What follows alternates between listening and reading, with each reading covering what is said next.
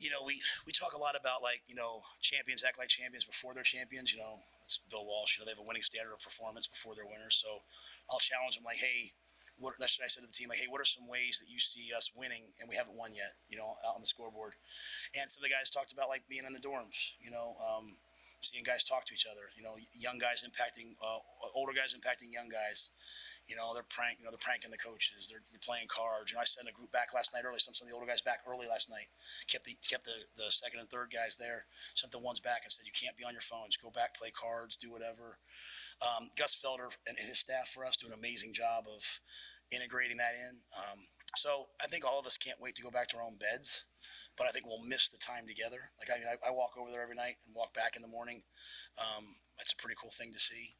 And I think that's really the message for us right now is, like, we're not trying to win the preseason. We're not trying to win the propaganda. We're trying to act like winners before we are winners.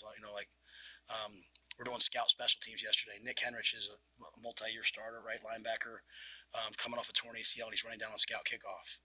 Luke Reimer, all Big Ten players, running down on scout kickoff to give the twos a look. And I'm sitting there like, man, these guys, they sure deserve to win.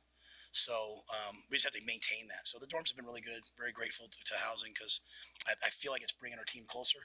And I don't know if it'll show up, to be honest with you, until you have some adversity, right? Like, when everything's going well, you don't really need a lot of leadership. It's really going to be like when things get hard, on the sideline, are we throwing our helmets and yelling at each other, the coaches yelling at each other, or are we kind of like, hey, I got your back if you got mine, let's go. So that's the type of team that you'll see it in tough moments.